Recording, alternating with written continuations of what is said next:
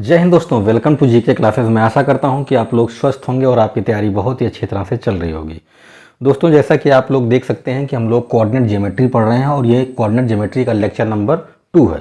अगर आपने पहले लेक्चर की वीडियो नहीं देखी है तो एक बार डिस्क्रिप्शन जरूर चेक कर लीजिएगा, आपको वहाँ पर लिंक मिल जाएगी, या फिर आप किनारे में आपको आई टैब दिखेगा, वहाँ पर क्लिक करके आप वीडियो देख सकते हैं। ठीक है, तो चलिए शुरू करते हैं आज की क्लास। पिछली क्लास में हम लोगों ने बात किया था सेक्शन फार्मूला क्या होता है, इसके बाद में डिस्टेंस फार्मूले के बारे में हम लोगों ने बात किया था, फिर छोटी छोटी 2-4 बातें और हम लोगों ने की थी। ठीक है, तो अगर आपने पहला लेक्चर देखा है तो आपको पता होगा क्या क्या बातें हो चुकी हैं, नहीं देखा है तो एक बार उसको आप देख लीजिएगा। ठीक है, चलो आज की कहानी आगे बढ़ाते हैं। लेकिन कहानी आगे बढ़ाएं उससे पहले हमेशा की तरह एक ही बात कि अगर आप नए हैं चैनल पर तो सब्सक्राइब कीजिए, बेल आइकन को प्रेस कर दीजिए, ऑल पर क्लिक कर दीजिए ताकि आपको रोज़ नई नई वीडियोज़ मिलती रहें। वीडियो पसंद आती है तो लाइक ज़रूर कीजिएगा, अपने दोस्तों में शेयर कर दीजिएगा। ठीक है, तो चलो शुरू करते हैं। सबसे पहले आज हम लोग बात करेंगे, छोटी सी बात रह गई थी पिछली क्लास में, मिड पॉइंट, है ना, मिड पॉइंट, मध्य बिंदु।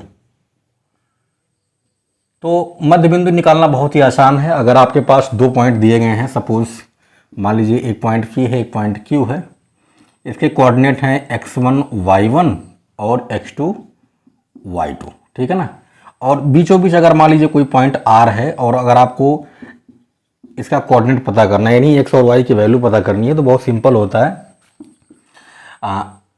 क्या हो जाता है, x equal to x1 plus x2 by 2, यानी कि पहला कोऑर्डिनेट प्लस दूसरे वाले का पहला डिवाइडेड बाई 2।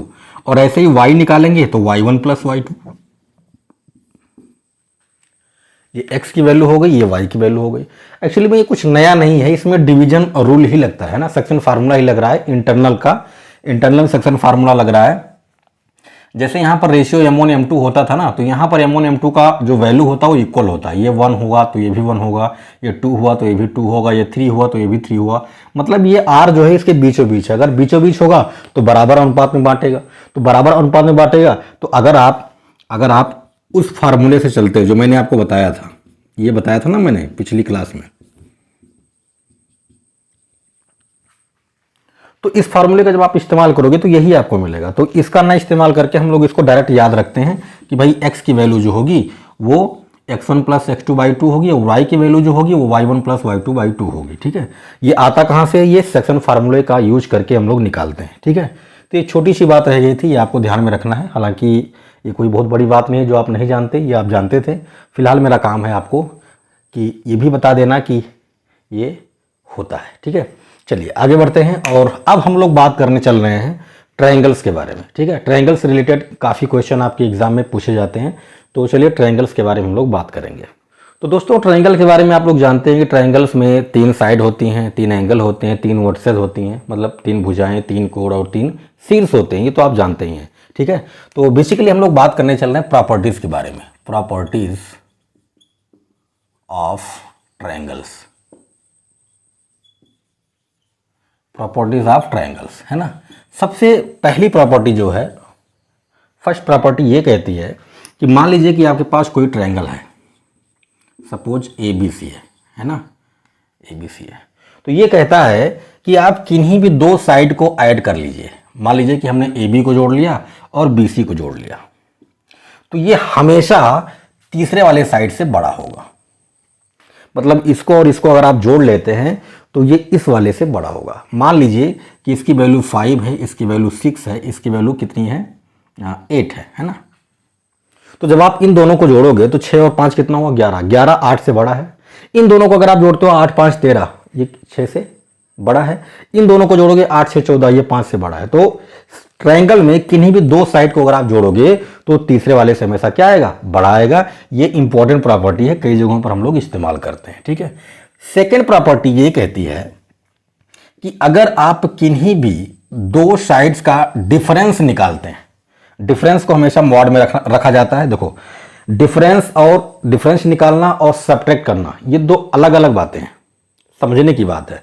जब हम लोग घटाने की बात करते हैं तो वहां पर एक कंडीशन लगा देते हैं कि भाई इसमें से आपको इसी को घटाना। जैसे मैंने कहा 5 और 3, तो यहां पर मैं अगर आपसे कहूं कि 5 में से 3 को घटाओ तो आप बोलोगे कि 5 - 3 = 2 आ गया। अगर मैं आपसे बोल दूं कि 3 में से 5 को घटाओ तो यहां पर -2 आ जाएगा। कंडीशन दे दिया मैंने कि भाई 3 में से ही आपको 5 को घटाना है। तो सब्ट्रैक्ट करने का मतलब यह है कि वहां पर आपको कंडीशन दे दी जाती है। लेकिन अगर डिफरेंस निकालना हो, अंतर निकालना हो, तो अंतर निकालने का मतलब भैया सिर्फ इतना होता है कि जो बड़ा होगा उसमें से छोटे वाले को आप घटा दोगे। तो इन दोनों में बड़ा कौन है? 5 है। तो 5 में से हम 3 को घटाएंगे। तो अगर ये कंडीशन दिया है कि भाई इसमें से इसको घटाओ तो हम तो वैसे ही करेंगे। लेकिन अगर अंतर निकालना है तो हम अंतर निकालते हैं बड़े वाले में से छोटे वाले को घटा के। तो यहां पर क्या कह रहा है कि ट्रायंगल में किन्हीं भी दो साइड्स का अगर आप डिफरेंस निकालते हो, अंतर निकालते हो, तो वो हमेशा तीसरे वाले से छोटा आएगा। और अंतर निकाल रहे हैं तो भाई अंतर का मतलब है कि जो भी वैल्यू आएगी वो पॉजिटिव ही आएगी। क्यों? क्योंकि हम बड़े वाले में से छोटे वाले को घटा रहे हैं। तो इसको हमने मॉड में रख दिया। अगर इसको मैं हटा दूं तो ये कंडीशन हमेशा सेटिस्फाई नहीं करेगी। क्यों? क्योंकि कभी कभी ऐसा भी होगा ये नेगेटिव आ जाए और कभी कभी ऐसा होगा ये पॉजिटिव आ जाए। जैसे यहां पर देखो 5 में से 3 को घटाया तो 2 आया, पॉजिटिव है। लेकिन 3 में से 5 घटाओगे तो -2 आया। तो अगर मैं इसको मॉड में रख दूं तो ये पॉजिटिव दे देगा। तो कहने का कुल मतलब ये है कि जो वैल्यू यहां पर आएगी उसको हम पॉजिटिव बनाकर रखना चाहते हैं। इसलिए रखना चाहते हैं कि बड़े वाले में से छोटे वाले को घटाएंगे। जैसे यहां पर देखो, अगर मैं इन दोनों का डिफरेंस निकालता हूं तो डिफरेंस का मतलब होगा ये 6 और ये 5 है, तो 6 बड़ा है, तो 6 में से 5 को घटाएंगे तो 1 आएगा। लेकिन अगर मैं कहूं 5 में से 6 को घटाओ तो -1 आएगा। तो ये घटाना हुआ, अंतर नहीं हुआ। अंतर में कोई कंडीशन नहीं होती है, बड़े वाले में से छोटे वाले को हम घटा लेंगे। लेकिन घटाने में मैं बार बार इसलिए बोल रहा हूं कि यहां मॉड का जो कॉन्सेप्ट है वो यही है ना। जो बड़ा होगा उसमें से हम छोटे वाले को घटा लेंगे। सिंपल सी बात है, इतना आप समझो। पॉजिटिव लाना चाहते हैं तो मैंने क्या कहा कि किन्हीं भी दो साइड्स का अगर आप डिफरेंस निकालते हो तो तीसरे वाले से हमेशा क्या होगा? छोटा होगा। इन दोनों का निकाला, 1 आया, 1 हमेशा 8 से छोटा होगा। अगर आप इन दोनों का डिफरेंस निकालोगे तो 8 में से 6 निकालोगे, कितना आया? 2 आएगा। 2 5 से छोटा होगा। इन दोनों का डिफरेंस निकालोगे, 8 में से 5 निकला, 3 आया। 3 हमेशा 6 से छोटा होगा। तो ट्रायंगल में कोई भी दो साइड अगर आप लेते हो, उन दोनों का अगर आप डिफरेंस निकालते हो, तीसरे वाले से क्या होगा? छोटा होगा। ये बात आपको ध्यान में रखनी है, ठीक है। चलिए नेक्स्ट वाले की बात करते हैं। नेक्स्ट जो प्रॉपर्टी है आपकी वो इक्विलैटरल ट्रायंगल के लिए है।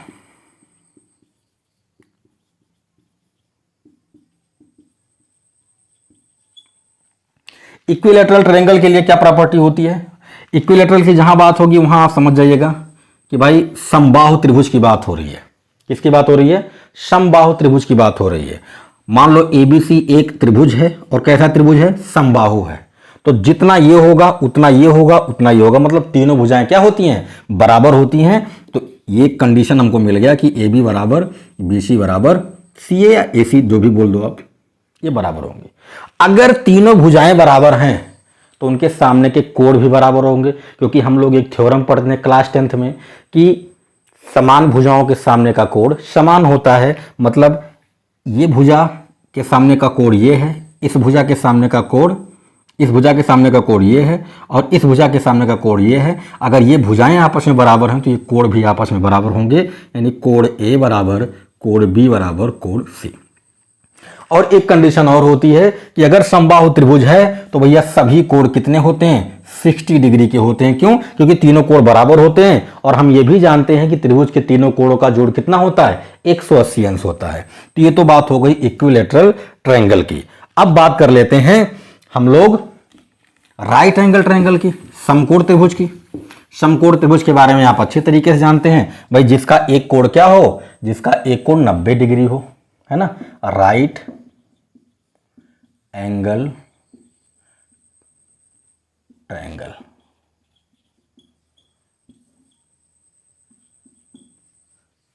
जिसका एक कोण 90 डिग्री हो। मान लो ऐसे मैंने एक ट्रायंगल बना दिया। तो ए बी सी, साफ साफ दिख रहा है कि यहां पर 90 डिग्री का एंगल बन रहा है, ठीक है।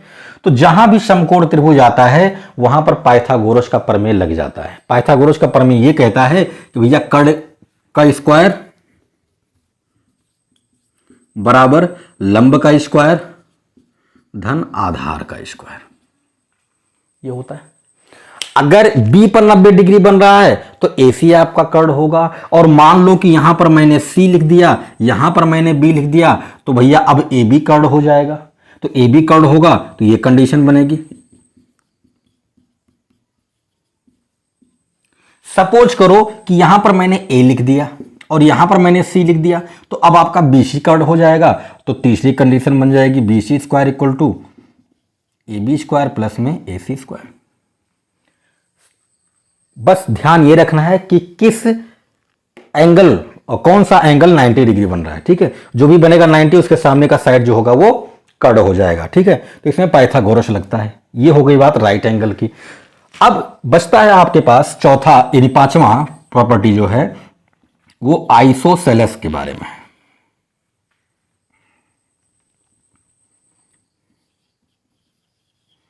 आइसोसेलेस ट्रायंगल,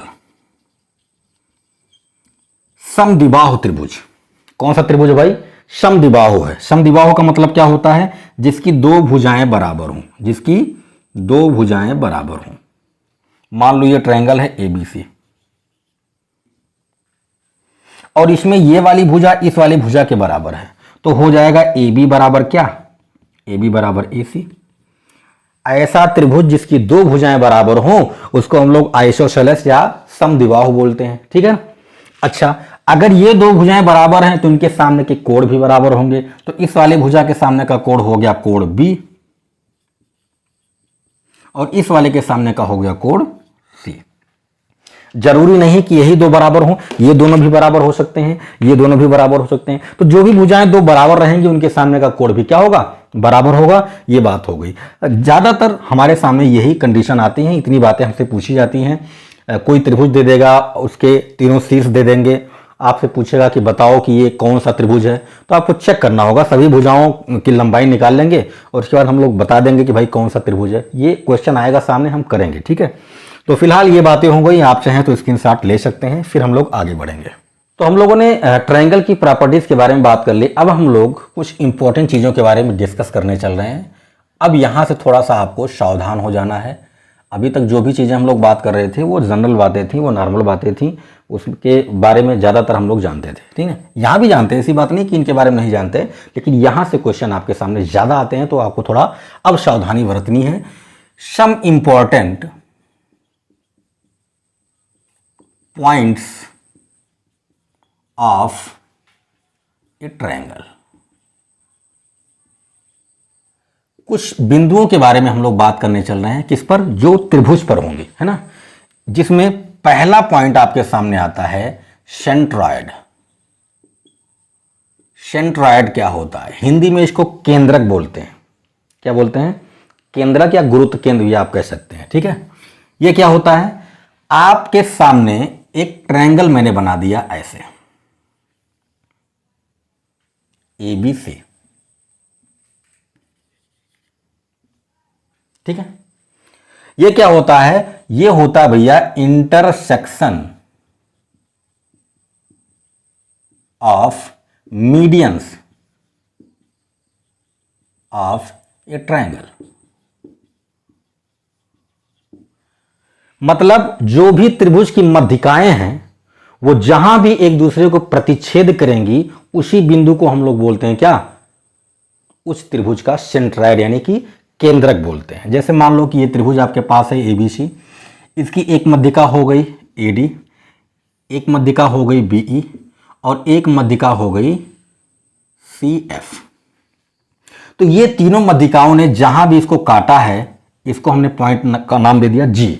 यही जी जो होगा इस त्रिभुज का क्या होगा? केंद्रक होगा।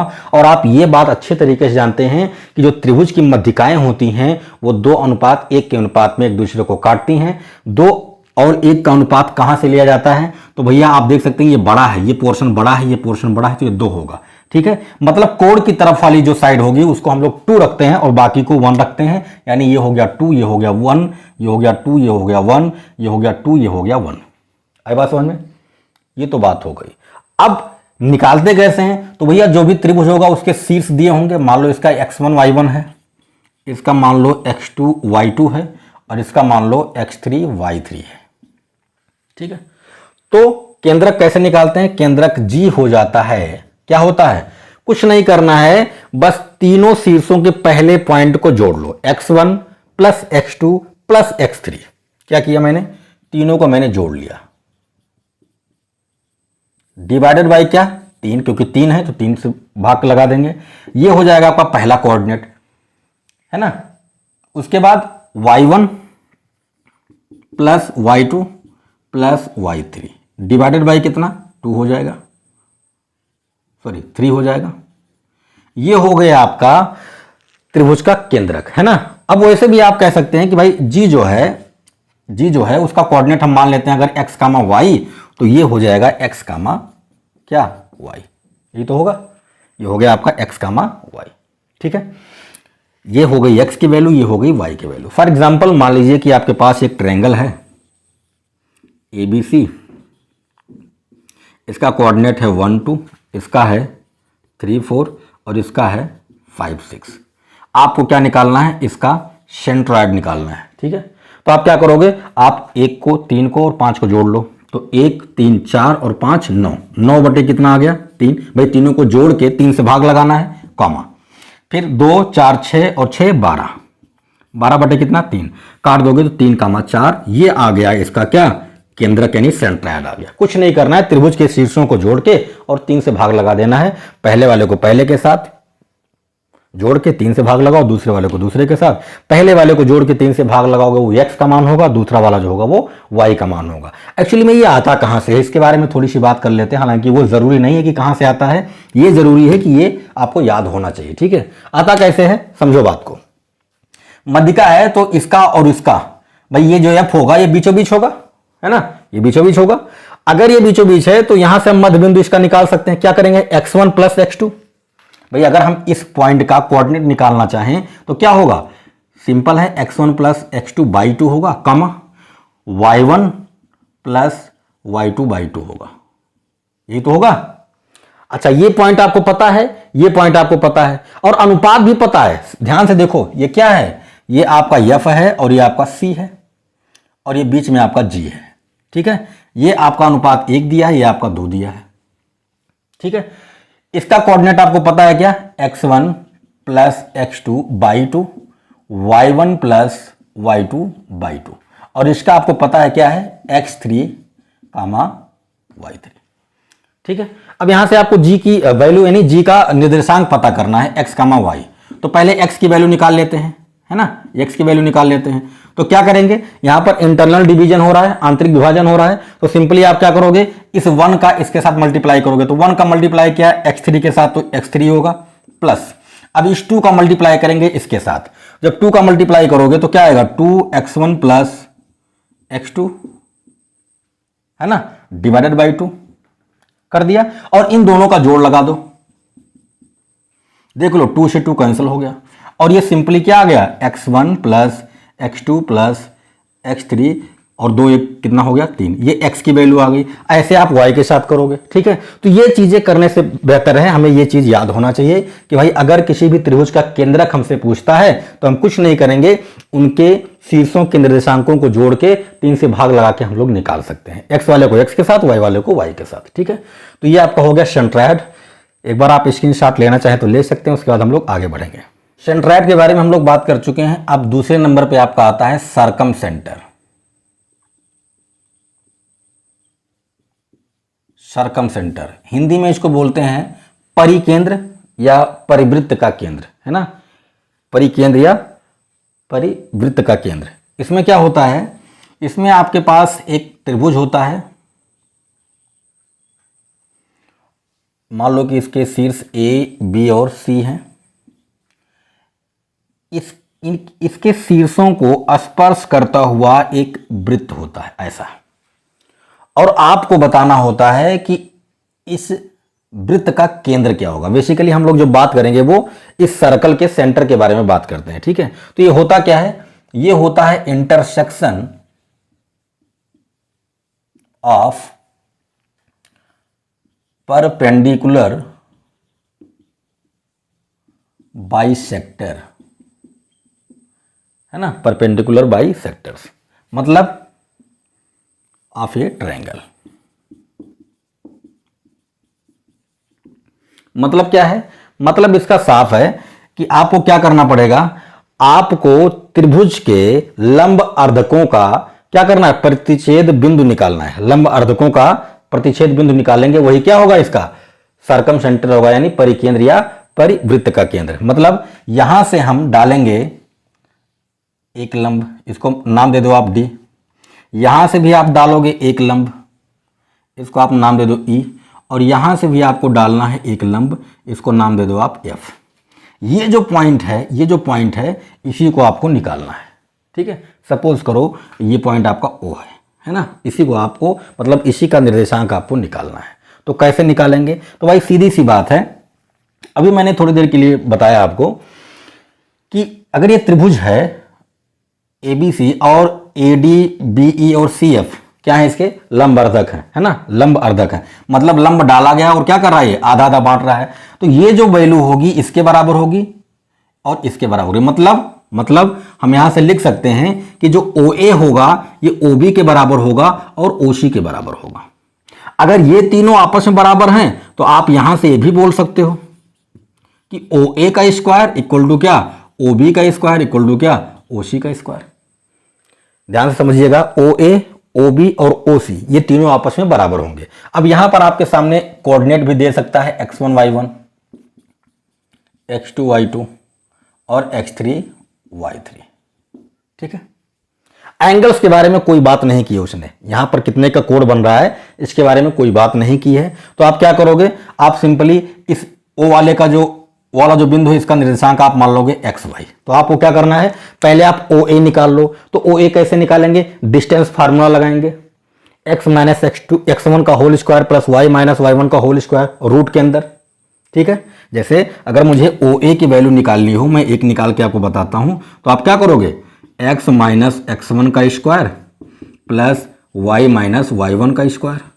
अब चूंकि यहां पर स्क्वायर है, जैसे आप स्क्वायर लगाओगे ये रूट हट जाएगा, ये आ गया OA का स्क्वायर। ऐसे OB का स्क्वायर निकालोगे तो OB का स्क्वायर यहां पर देखो x माइनस x2 हो जाएगा, x माइनस x2 का स्क्वायर प्लस में y माइनस y2 का स्क्वायर। और ऐसे ही OC स्क्वायर निकालोगे तो आएगा x माइनस x3 का square plus y minus y3 का स्क्वायर। अब ये तीनों आपस में बराबर हैं तो इनको आपस में बराबर कर करके हम लोग समीकरण बनाएंगे और वहां से हमको x और y की वैल्यू आराम से मिल जाएगी, वही हमारा O का निर्देशांक होगा। ठीक है, बात समझ में आई। क्वेश्चन बहुत ही आसान आते हैं। अभी यहां पर आपको थोड़ा टिपिकल लग रहा होगा कि इनको हम कैसे सॉल्व करेंगे, लेकिन जब यहां पर नंबर्स होते हैं ना 1 2 3 4 5 होते हैं तो बहुत ही आराम से हल हो जाता है। ठीक है, ये बात हो गई कब, जब त्रिभुज के केवल शीर्ष दिए गए हो, शीर्षों के निर्देशांक दिए गए हो, तब आप ये तरीका लगाओगे। दूसरा तरीका ये हो सकता है कि अगर ये तीनों कोण दिए गए हो A B और C, इन तीनों कोणों के बारे में बात की गई हो, तब हम कैसे निकालते हैं, तब ये जो x की वैल्यू है ये कैसे निकालते हैं, देखो ऐसे निकालते हैं, लिखते हैं x1 sin 2a plus x2 sin 2b plus x3 sin 2c and divided by sin 2a plus sin 2b plus sin 2c। अगर ये तीनों कोण ए बी सी दिए गए, मान लो ये 60 है, ये 30 है ना, और ये कितना है 90 है ना, तो ए बी सी का अगर मान दिया गया, कोण दिए गए हैं, तो इस फॉर्मूले में जब आप फिट करोगे, भाई निर्देशांक तो दिए ही गए हैं, साथ ही साथ कोण भी दिए गए हैं, तो अगर हमको x की वैल्यू चाहिए तो हम इसमें फिट कर देंगे तो हमें x की वैल्यू मिल जाएगी। ऐसे ही y की वैल्यू निकाल लीजिए, y की वैल्यू निकाल रहे हो तो यहां पर y हो जाएगा y1 sin 2a plus y2 sin 2b plus y3 sin 2c divided by, फिर से वही कहानी, sin 2a plus sin 2b plus sin 2c। ठीक है, तो सर्कम सेंटर आप निकाल सकते हैं आराम से। अगर निर्देशांक दिए गए हैं तो आप ये लगाओगे, अगर निर्देशांक के साथ साथ कोण भी दिए गए हैं तो आप ये लगाओगे। अब एक छोटी सी बात भी आपको ध्यान में रखनी है और ये बड़े काम की चीज है ना, बड़े काम की चीज है। If given triangle is right angle then its circumcenter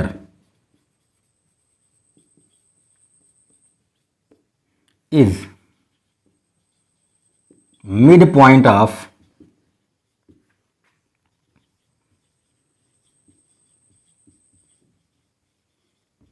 hypotenuse, है ना। मतलब यह है कि जो त्रिभुज अगर आपको दिया गया है, जो भी त्रिभुज दिया गया है, अगर वो समकोण त्रिभुज है तो उसका सर्कम सेंटर निकालने के लिए आपको क्या करना है, कुछ नहीं करना, उसके कर्ण का मध्य बिंदु निकाल लीजिए, वही उसका क्या होगा, परिकेंद्र यानी कि सर्कम सेंटर होगा। तीसरे नंबर पे आपका आता है इन सेंटर। क्या आता भैया, इन सेंटर। इन सेंटर को आप हिंदी में अंतः केंद्र बोलते हो। ये क्या होता है, ये intersection of internal bisector angles. मतलब त्रिभुज के जो अंदर के कोण हैं उनका अर्धक खींचिए, उनका जो प्रतिच्छेद बिंदु होगा वही क्या कहलाएगा, अंतः केंद्र कहलाएगा। मतलब त्रिभुज के अंतः कोणों के अर्धकों का प्रतिच्छेद बिंदु त्रिभुज का अंतः केंद्र कहलाता है। जैसे मान लो कि ये आपके पास एक त्रिभुज है ABC, इसकी भुजाएं दी गई हैं A, B और C, है ना। इसके सामने की भुजा A, इसके सामने की भुजा C, इसके सामने की भुजा B, है ना। भुजाएं नहीं भी दी गई तो आप भुजाएं निकाल लोगे कैसे भाई, अगर हमें शीर्षों के निर्देशांक पता हैं तो हम बहुत ही आराम से भुजाएं निकाल सकते हैं, ठीक है। तो अगर किसी त्रिभुज के शीर्षों का निर्देशांक दिया है और त्रिभुज की भुजाएं हमें पता है, नहीं भी पता है तो हम निकाल लेंगे दूरी वाला सूत्र लगा के।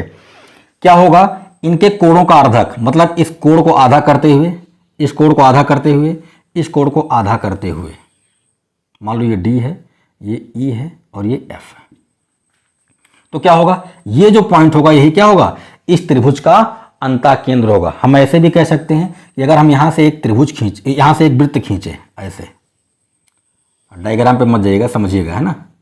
डायग्राम तो ये वृत्त लग ही नहीं रहा है किसी एंगल से, फिलहाल आप समझिएगा।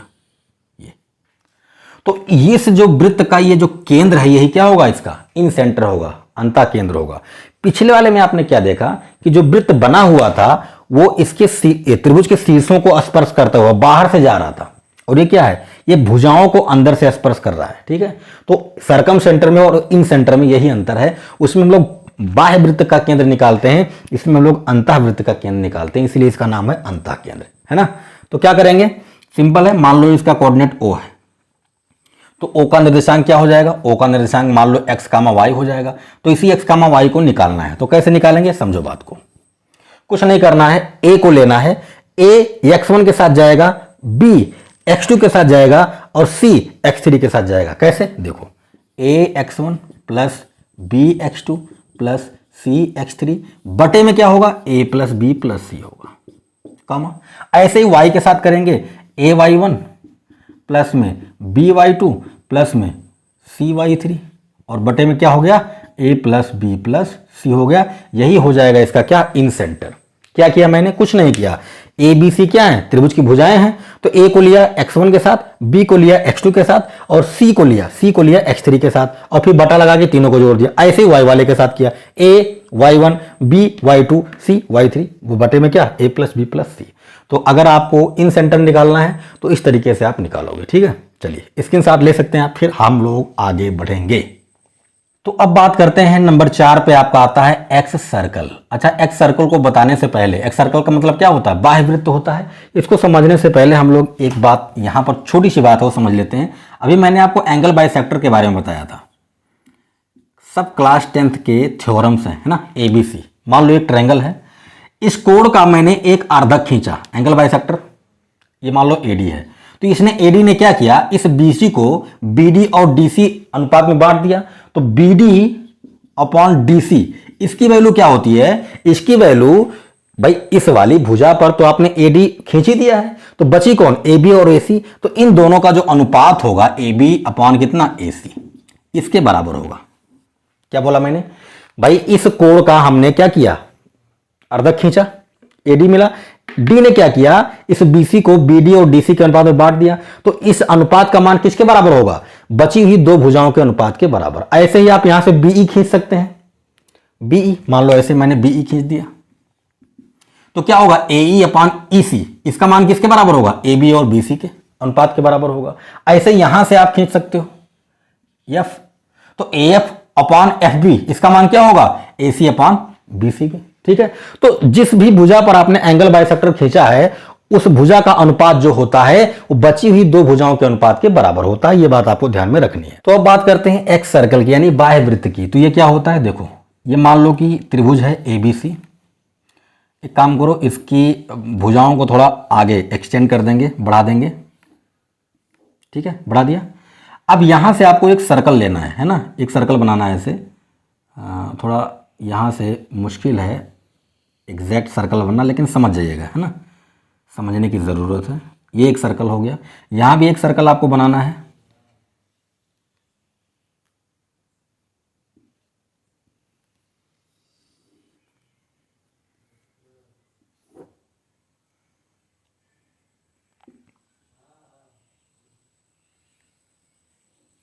ये है ना, एग्जैक्ट सर्कल तो नहीं बना है लेकिन थोड़ा सा आपको समझना है ना।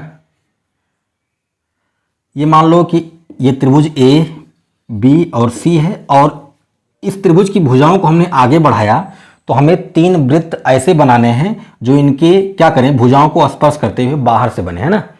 मान लो कि इसका केंद्र जो है वो I1 है, इसका केंद्र जो है वो I2 है, इसका केंद्र जो है वो I3 है और त्रिभुज की जो भुजाएं हैं ये मान लो A है, ये मान लो B है और ये मान लो C है। ठीक है, निर्देशांक भी दिए गए हैं शीर्षों के, ये x1 y1 है, ये आपका x2 y2 है और ये आपका x3 y3 है। ठीक है, तो हमें क्या करना है, एक्स सर्कल का मतलब होता है बाह्य वृत्त, मतलब इस त्रिभुज के बाहर तीन वृत्त बने हुए हैं जो इनकी भुजाओं को स्पर्श कर रही हैं। हमें इनका क्या करना है, केंद्र निकालना है। हम इस पहले वाले वृत्त का केंद्र निकालते हैं। मान लो I1 का केंद्र हमें निकालना है, तो क्या करेंगे, देखो ये साइड है आपका A, तो ये माइनस हो जाएगा। जिस वृत्त का आप केंद्र निकालने चल रहे हैं वो त्रिभुज की जिस मुख्य भुजा को स्पर्श कर रहा है उसको आप नेगेटिव रखोगे। मतलब यह है कि अगर इसकी हम बात करें तो ये इस वाले को टच कर रहा है, मतलब ए वाली भुजा को टच कर रहा है, तो इसको हम नेगेटिव रख देंगे। तो और क्या होगा, ax1 प्लस में bx2 प्लस में cx3 अपॉन में क्या होगा, minus a plus b plus c। ऐसे ही y वाला कोऑर्डिनेट क्या होगा, minus ay1 plus by2 plus में cy3 अपॉन में क्या होगा, minus a plus B plus सी। ये किसका आ गया, ये इस वाले वृत्त का केंद्र आ गया। कैसे निकाला, त्रिभुज के निर्देशांक हमको पता है, शीर्षों के निर्देशांक हमको पता है, उनकी भुजाओं के बारे में हमको मालूम है, तो हम इस वृत्त का केंद्र ऐसे निकालेंगे। अगर इस वाले की बात करें तो अब की बार बी वाले को टच कर रहा तो बी वाला निगेटिव होगा, मतलब ax1 माइनस bx2 प्लस में cx3 divided by a minus b plus c, comma ay1 minus by2 plus में cy3 अपॉन में a माइनस बी प्लस सी। ये आ गया। ऐसे ही आप इस वाले की बात कर सकते हैं। जब आप I3 का केंद्र निकालेंगे तो अब की बार इस वाले को टच कर रहा है तो C वाला नेगेटिव होगा, ax1 प्लस by1 और bx2 माइनस cx3 अपॉन में a प्लस बी माइनस सी। और ऐसे ही ay1 प्लस में by2 माइनस में cy3 अपॉन में क्या होगा, a प्लस बी माइनस सी।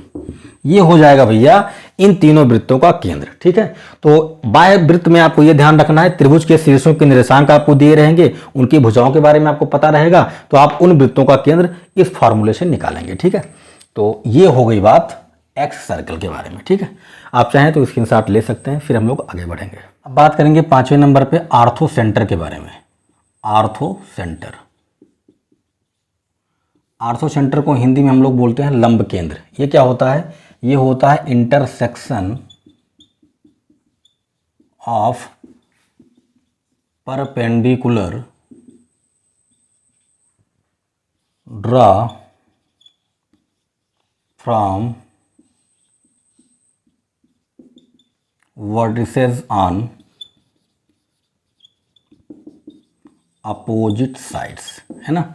मतलब यह है कि किसी भी त्रिभुज, कोई भी त्रिभुज है उसके शीर्ष से हम क्या करेंगे, उसके सामने वाली भुजा पर लंब डाल देंगे।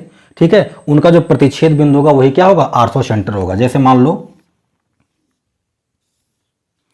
A B C. इसका कोऑर्डिनेट मान लो x1 y1 है, इसका मान लो x2 y2 है, इसका मान लो x3 y3 है। ठीक है, इस वाली शीर्ष के सामने की भुजा BC होगी तो यहाँ से आप लंब डाल दीजिए। इस वाले के सामने AC है तो यहाँ से आप एक लंब डाल दीजिए और यहाँ से भी आप एक लंब डाल दीजिए ऐसे। ठीक है ना, बात आई समझ में। तो आपको क्या करना है, मान लो कि इनका प्रतिच्छेद बिंदु O है तो इसी O का निर्देशांक आपको निकालना, यही क्या होगा, यही आर्थो सेंटर होगा। ठीक है, तो समझो बात को, ये जो इसको D मान लो, ये जो AD है वो BC पर लंब है, AD क्या है, BC पर लंब है। AC क्या है, सॉरी BE क्या है, AC पर लंब है। BE आपका AC पर लंब है और CF जो है, CF वो लंब किस पर है, वो AB पर लंब है। इतनी बात समझ में आई। तो अगर ये पूरी भुजा इस पर लंब है तो ये भी लंब होगी, अगर ये पूरा इस पर लंब है तो ये भी लंब होगा, और अगर ये पूरा इस पर लंब है तो ये भी लंब होगा। मतलब यहां से हम बोल सकते हैं देन OD जो होगा वो BC पर लंब होगा, OE जो होगा वो AC पर लंब होगा और OF जो होगा वो AB पर लंब होगा। ये वाला इस पर लंब होगा, ये वाला इस पर लंब होगा, ये वाला इस पर लंब होगा। अब इन्हीं कंडीशंस का हम लोग इस्तेमाल करके इस O का निर्देशांक निकालेंगे। ठीक है, वो मैं आपको क्वेश्चन में करके दिखाऊंगा। आई बात समझ में। चलिए, ये तो हो गई बात आर्थो सेंटर की। आर्थो सेंटर क्या होता है, एक शीर्ष को लीजिए, उसके सामने वाली भुजा पर लंब डाल दीजिए, दूसरे शीर्ष को लीजिए, उसके सामने वाली पर लंब डाल दीजिए, तीसरे को लीजिए, उसके सामने वाली पर लंब डाल दीजिए। उनका जो इंटरसेक्शन पॉइंट होगा वही क्या होगा, आर्थो सेंटर यानी कि लंब केंद्र होगा। ठीक है, तो इन कंडीशंस का हम लोग इस्तेमाल करके आर्थो सेंटर का क्या करेंगे, कोऑर्डिनेट निकालेंगे। ये मैं आपको एग्जांपल करके, क्वेश्चन करके दिखाऊंगा। ठीक है, फिलहाल ये चीज़ आप चाहो तो स्क्रीनशॉट ले सकते हो। दोस्तों, आज की क्लास में हम लोगों ने ट्रायंगल्स की प्रॉपर्टीज़ के बारे में बात किया, साथ ही साथ हम लोगों ने ट्रायंगल पर जो भी पॉइंट्स हो सकते हैं उनके बारे में हम लोगों ने बात किया, जैसे सेंट्रायड हो गया, सर्कम सेंटर हो गया, इन सेंटर हो गया, एक्स सर्कल हो गया, आर्थो सेंटर हो गया। 5 पॉइंट्स के बारे में हम लोगों ने बात किया है। इनसे रिलेटेड क्वेश्चन आपके एग्जाम में काफ़ी पूछे जाते हैं। ठीक है, इन 5 पॉइंट्स को लेकर के कुछ इंपॉर्टेंट हम लोग बातें भी जानेंगे, है ना। छोटी छोटी चीज़ें जो हैं वो हमको समझनी पड़ेंगी, तो वो हम लोग नेक्स्ट क्लास में करेंगे। आज की क्लास को मैं यहीं पर ओवर करता हूँ। मिलते हैं नेक्स्ट क्लास में। क्लास कैसा लगा कमेंट करके ज़रूर बताइएगा। चैनल पर नए हो तो सब्सक्राइब जरूर कर लीजिएगा। वीडियो पसंद आती है तो लाइक शेयर जरूर कीजिएगा। मिलते हैं नेक्स्ट क्लास में। अपना ख्याल रखिए। जय हिंद।